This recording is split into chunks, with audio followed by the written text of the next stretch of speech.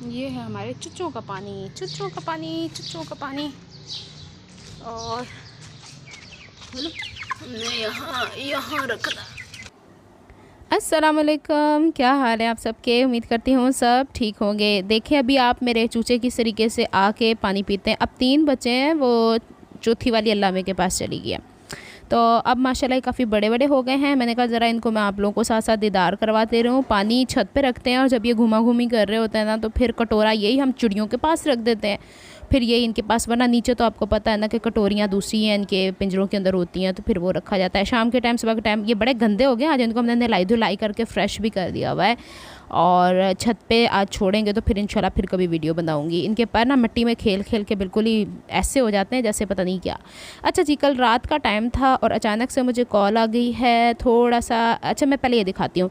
रेनन Martin की ये किताब जो है ना, ग्रामर, इंग्लिश ग्रामर के लिए, हमारे ज़माने में यानी जिस वक्त मैंने पढ़ा हुआ है तब मुझे तो गिफ्ट की थी किसी ने। ओरिजिनल बुक थी वो जो रफ से पेजेस नहीं होते, उसके ऊपर ब्लैक एंड वाइट थी। अब मैं ये देख रही हूँ इतनी प्यारी बनी हुई है। तो कल अचानक मुझे जाना पड़ा था बुक स्टॉल रात के 10 बजे के करीब, और मुझे कुछ अपने डॉक्यूमेंट्स यहाँ से करवाने थे फ़ोटोकॉपी, यानी I am trying for my job.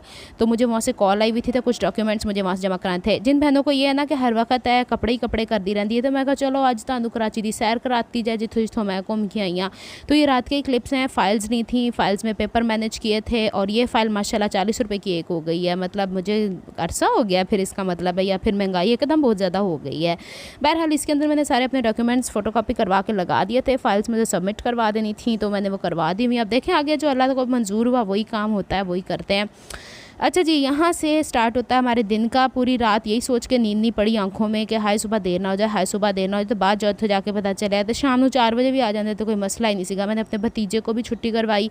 मैंने कहा तुम मेरे साथ चले चलना। और ये वो रोड है जहाँ पे मैं पहले सफ़र किया करती थी, जो तारिक रोड के पास स्कूल है वहाँ पे। और मैंने शुरू के दिनों में क्लिप पाए हुए ने, हाय मेरे कराची की ग्रीनरी वेखी चले जाओ बस, तुसी तो बस इंजॉय करो। यहाँ पे पता नहीं क्या हुआ था। हाँ, ये वो वाला रिक्शा है जिसके अंदर ना सवारियाँ चढ़ती उतरती रहती हैं, वो चिंगची टाइप के।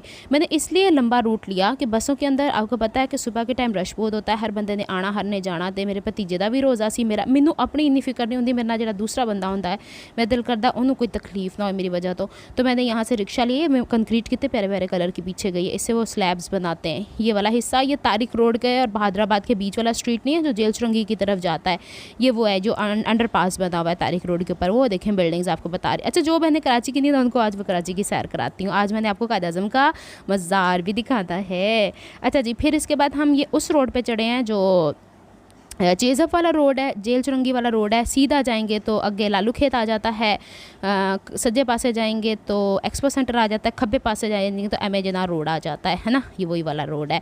यानी हम किस पुल से आगे निकल आए मैं, पंजाब चुरंगी नहीं हो, क्या था पता नहीं क्या था, जो भी था। ए देखो ऐसे मुड़े आना तो ए सामने जेल चुरंगी है, यानी कराची सेंट्रल जेल है इस तरफ। तभी इन्होंने आगे बड़े बड़े लगा दिए कि झातियाँ ना मारिए, बाहर दे अंदर दे लोग बाहर ना झातियाँ मारन, बाहर दे अंदर ना झातियाँ मारन, जाहिर सी बात है। और दूसरी बात यह कि पुल के ऊपर सिक्योरिटी लगाई हुई होती है। उन लोगों को पता नहीं क्या होता है, या अल्लाह ना करे कभी एक्सीडेंट होता है तो गाड़ियाँ उछल के हो जाता है बाज़ुकात, तो सोच समझ के हर चीज़ को देखना पड़ता है। तो चादरें बड़ी मजबूत लगाई हुई थी। अच्छा जी, ये वो रोड है जो एक्सपो सेंटर की तरफ जाता है, क्या बोलते हैं इसको, अस्करी पार्क मेरे ख्याल में ना, है ना। जो कराची की बहन है वो देखें, आज जो इस तरफ की बहन है ना मेरी, देखो मैं आज ताड़े इलाके सैर करके आई यहाँ। ये वाला झूला पहले ज़माने में होता था क्लिफ्टन की तरफ, फिर है अब वो जो पुल है, नहीं पुल है क्या बोली चली जा रही हूँ, म्यूज़ियम नहीं है जिसके अंदर एयरफोर्स वाला का, उसके अंदर झूटे लगे हुए। आज तक नहीं मैं गई हुई उत्थे, मेरा बड़ा दिल चाहता है, लेकिन वो आउट ऑफ द वे है। तो फिर मैंने सोचा एक्सपो सेंटर से मुड़ के हम गए हैं ईसा चुरंगी की तरफ। ईसा चुरंगी, मूसा कॉलोनी, ईसा कॉलोनी, हाँ मतलब सब कुछ ही भूल गई। ये रास्ते मुझे इसलिए याद हैं कि हम लोग जब मेमन फाउंडेशन में जाया करते थे तो ये रोड हुआ करते थे। उस वक्त ये इतनी ज़्यादा सहूलतें नहीं थी कि ओवर पास बन गई, उतनी ट्रैफिक जैम में जाया करती थी, इतनी ट्रैफिक जैम में आया करती थी। अच्छा, यहाँ पे रुक गए थे, अभी मैं आपको दिखाती हूँ। यहाँ पे बकरा मंडी भी है शायद, ये देखें अक्सर यहाँ पे बस जाओ तो बस ये जानवर रखे होते हैं इन लोगों ने, यहाँ से ख़रीदो फ़रोख्त चलती रहती है, ये हर वक्त की मंडी है यहाँ पे। फिर इसके बाद ये बड़े बड़े बड़े बड़े बड़े बड़े बड़े बड़े बड़े बड़े करके लंबा सा रोड है और ये लालू खेत 10 नंबर तक जाता है। खब्बे पास से हुसैनाबाद भी आता है, फिर वो करीमाबाद भी आता है। बहरहाल मैंने पूरी कराची गिनवा दी आपको। ये तकरीबन हमारे एरिया से 1.5 घंटे के फासले पर है। मैंने रिक्शे पे चढ़ते हुए बोला भाई कितनी देर में पहुँचाएंगे, मेरा मुँह देख रहे हैं। मैंने कहा कोई नहीं। अच्छा जी, फिर हमने लालू खेत 10 नंबर जाके वहाँ से दोबारा रिक्शा करवाया और जहाँ मुझे जाना था, यानी किधर जाना था मुझे, हाँ मुझे जाना था उधर गुरु मंदिर। देखो मैं कितना पुट्ठा रास्ता लिया, मुझे उस तरफ से आना चाहिए था। मैं वो पूरा कराची घूम के फिर यहाँ पे मैंने अपना काम निपटाया है। बस मुझे कुछ फाइल्स ही सबमिट करवानी थी, सबमिट करवा दी हैं। इस तो बाद देख दें फिर अल्लाह ताला ने जो मेरे लिए मुकद्दर किया हो। और जब ये सारा काम हो जाएगा ना फिर मैं आपको इसकी भी स्टोरी बताऊँगी ये हो क्या रहा है। असल में मैं टीचर हूँ और अगर मेरी टीचिंग जॉब हो गई ना तो फिर इस तरफ मेरा रुझान जो है ना, वो ज़ाहिर सी बात है हर जॉब अपनी एनर्जीज़ मांगती है, अपनी ताकत मांगती है, तो फिर मेरा ध्यान उस तरफ ज़्यादा हो जाएगा। क्योंकि अम्मी से मैं कुछ दिन पहले बात करी थी, अम्मी मैं जॉब दोबारा करना चाहती हूँ। अम्मी कहती छोड़ो क्या तुम्हें पड़ी हुई है। तो मैंने कहा नहीं अम्मी, मेरा दिल चाहता है कि मैं आऊँ जाऊँ, बच्चों के साथ घुलूँ मिलूँ, मुझे सिखाना अच्छा लगता है, बच्चों के साथ उठना बैठना। और जब मैंने आज बच्चे देखे स्कूल के अंदर, मज़ा ही आ गया।